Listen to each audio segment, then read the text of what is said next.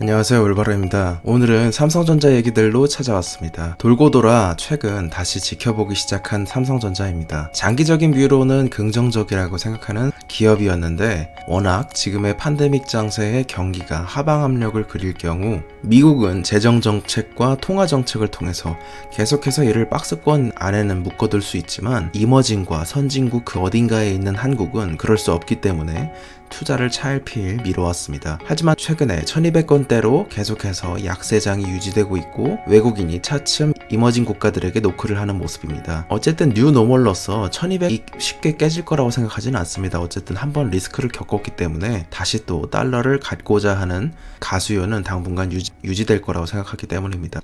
하지만 이전에 1300원일 때에 비해서 상대적으로 달러 약세권에 접어들며 외국인들이 차츰 이머징 국가에게도 노크를 하는 모습입니다. 그럴 경우에 안정적인 삼성전자로의 유입이 눈에 띌 거라는 생각이 있었습니다. 오늘 정리해드리는 세 가지 삼성전자 소식은 첫 번째, 퀄컴의 스냅드래곤 875 G 소식입니다. 퀄컴과 삼성전자는 최근 살을 내어주고 뼈를 취하는 그런 모습을 가져오고 있습니다. 갤럭시 S20처럼 엑시노스를 내어주고 스냅드래곤을 탑재한 후 스냅드래곤의 물량을 따오는 모양새이기 때문입니다. 두 번째 소식은 화웨이가 사라진 자리입니다. 정치적인 드라이브에 의해서 화웨이는 서방 국가 블록들 사이에서 서서히 사장되어가는 모습을 보이고 있습니다. 미국의 폼페이오는 파이브 아이즈 국가들을 시작으로 본격적인 화웨이 퇴출을 강조하고 있고 약 1년에서 2년 가까이 5G 도입이 늦어질 것을 감안하더라도 중국이 첨단 산업의 뿌리로 나아갈 수 있는 그 지점을 강력하게 끊어놓으려는 정치적인 드라이브이기 때문입니다. 미국은 기술적인 특허를 사용하여 이같이 새로운 권력을 압박해왔습니다. 미국이 영국으로 독립한 후 헌법의 색인 분야도 특허에 대한 강조였고 특허에 대한 강조를 통해서 세계 유수의 기술자들을 자국으로 미국으로 들여와 그를 기반으로 기술적으로 성장해왔기 때문입니다. 세 번째는 미리 보는 6G 시대입니다. 이것은 자료가 많지는 않으니까 꽤 가볍게 넘어갈 얘기가 될 것 같습니다. 잠시 매출과 영업이익을 통해 접근한 삼성전자의 모습은 이렇습니다. 외형적으로는 가전과 모바일 부문, 디바이스 솔루션 부분이 있지만 이는 어디까지나 매출 형식일 뿐입니다. 실제 기업에 미치는 영향은 영업이익단이 더 확실할 텐데요. 영업이익단으로 내려오면 지금의 삼성전자 밸류는 거의 반도체에서 왔다고 해도 과언이 아닙니다. 2017년은 한 해 영업이익 53조 6천억 원이었으나 그 중에 DS 부분이 40조를 차지하고 있고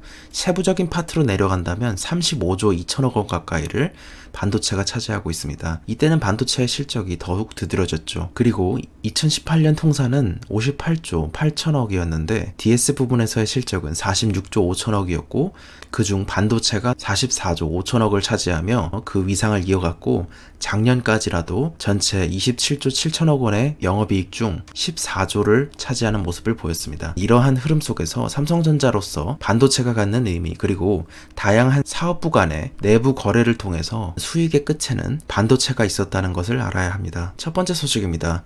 퀄컴의 스냅드래곤 875G에 대한 소식인데요. 파운더리 균형을 위한 로드맵일 수도 있어 보이는 소식이었습니다. 약간은 설이긴 하지만 그럼에도 불구하고 가장 주목받는 건 퀄컴과 삼성전자의 만남이겠죠. 스냅드래곤 875G는 내년 출시되는 각 스마트폰 제조사의 플래그십 모델에 사용될 AP이기 때문인데요. 얼마 전까지만 해도 TSMC가 위탁 생산할 것으로 예상되어 왔습니다. 하지만 최근 유출된 로드맵에 따르면 스냅드래곤 875G는 삼성전자의 5나노 EUV 공정으로 생산될 예정입니다. 그리고 이와 함께 보급형 라인 735G도 동일 공정으로 제작될 예정인데요. 업계 관계자는 퀄컴은 어느 파운더리 업체 중 한쪽이 비대칭해지는 것을 원하지 않는다 이렇게 말하며 번갈아 위탁하는 경향이 있다고 코멘트한 바 있습니다.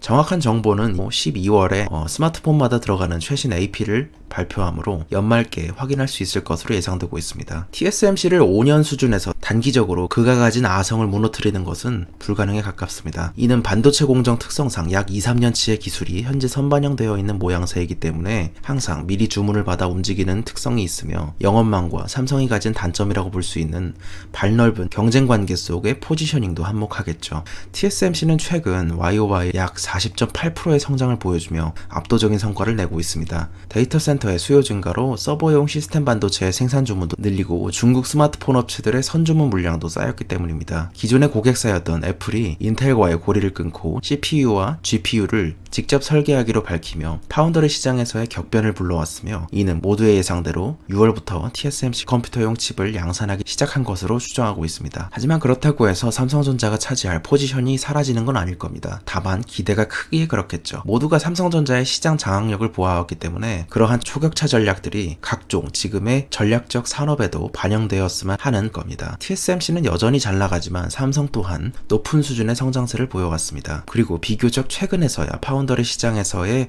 본격적인 경쟁이 되기 시작하는 모습이며, 가능성이 입증된 후에 압도적인 규모의 투자가 있었음을 생각해 본다면 미래를 기대해 볼 수 있겠죠. MS적인 측면에서 보자면 삼성전자의 MS는 1분기에 15.9%였습니다. 하지만 2분기에 18.8%로 의미 있는 성장세를 보였으며 YOY 기준으로도 15.7%의 성장을 보였습니다. TSMC의 기술력과 영업력을 바탕으로 한 괄목할 성장세에 가려져서 다소 과소평가받고 있지만 삼성전자도 매우 잘 해주고 있다고 생각하고 있습니다. 2016년, 2017년까지만 하더라도 이들의 격차는 비교할 수 없을 정도로 컸고 기술력의 격차도 컸던 시기였습니다만 따라붙고 있는 모양이기 때문입니다. 삼성전자는 단기적으로 2023년의 목표를 25%로 잡았는데요. 개인적으로 20%대 초반만 넘기더라도 그 가능성을 보여주는 입장이 꽤 늘어날 것으로 예상됩니다. 워낙 TSMC의 성장세가 가파르기 때문입니다. 이런 식으로 2023년에 점유율 25%를 목표로 하고 있습니다. 계속해서 빠르게 줄여나가고 있죠. 두 번째 소식은 화웨이가 사라진 자리입니다. 5G 통신 장비 그리고 화웨이가 사라진 자리는 삼성전자에게 기회로 다가오기 때문인데요. 최근 삼성전자의 부시장은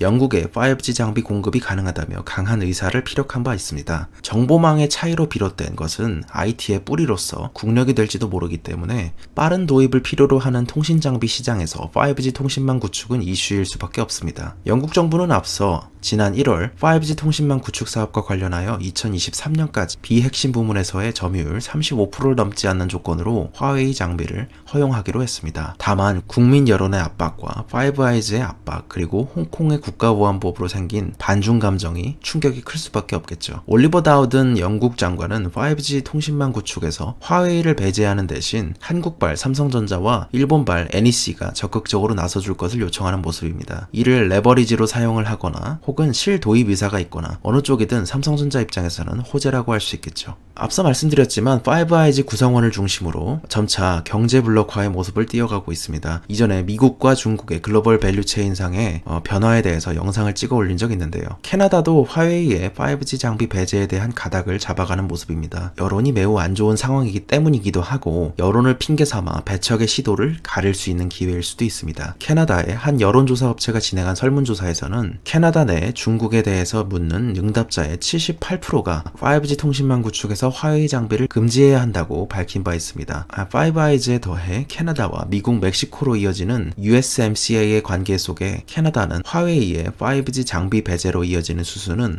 어쩌면 당연히 예고된 듯 했습니다. 또한 반화웨이 전선에 동참하지 않는 국가와는 기밀을 공유하지 않겠다고도 말한 적 있죠. 그 속에서 귀추는 유럽에 쏠렸습니다. 일종의 캐스팅 보트를 쥐고 있었던 전통의 문명인 유럽은 북미와 중국 간에 캐스팅 보트를 쥐고 있는 것으로 생각되었었는데요. 유럽 또한 차츰 반화웨이 전선으로 한 발씩 담그는 모습입니다. 영국, 프랑스, 이탈리아 등 유럽의 주요 국가들이 잇따라 통신 장비를 배제하기로 했기 때문입니다. 이에 따라 삼성전자의 통신망 점유율은 2분기를 봐야 하겠지만 현재 1분기 기준 13.2%로 직전 분기에 비해 2.8포인트 가까이 올라간 것으로 드러났습니다. 선전하는 모습을 보여주고 있습니다. 세 번째 소식은 미리 준비하는 6G 시대입니다. 새로운 차원의 초연결 경험을 강조하며 삼성 리서치를 중심으로 작년부터 차세대 통신연구센터를 세우며 5G를 넘어 6G 기술을 먼저 정립하겠다는 포부입니다. 삼성전자 뉴스룸에 있는 소식이었는데요. 6G 선행 기술 연구를 진행 중인 최성현 삼성 리서치 차세대 통신연구센터장을 필두로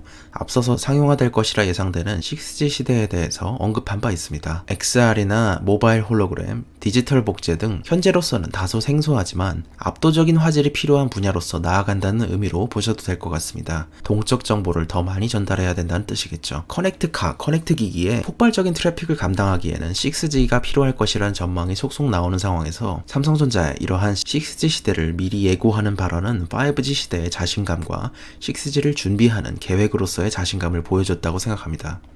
마지막으로 삼성전자의 3분기 예상을 담은 하나투자증권의 코멘트를 가져왔는데요. 반도체 부분은 약세에도 불구하고 모바일 확대에 따라 실적 성장이 예상되고 스마트폰 판매량이 회복하고 플렉시블 시리즈와 갤럭시 노트 시리즈를 앞세운 실적을 기대하고 있습니다. 주가는 하반기 반도체 업황에 따라 불확실성을 안고 있는 상태이지만 메모리 업체들의 공급량에 따라서 수급 개선이 이뤄질 수 있다는 기대감에 움직일 것으로 예상되고 있습니다. 오늘은 이렇게 삼성전자 소식을 전해드렸습니다. 중간중간 기업들 소식을 전해드리는 코너로서 오늘의 소식들 포맷을 유지할 예정입니다. 좋은 하루 되시기 바라겠습니다. 괜찮게 보셨다면 구독과 좋아요 부탁드립니다. 감사합니다. 올바른이었습니다. 내일은 오늘의 테슬라 소식으로 돌아오겠습니다.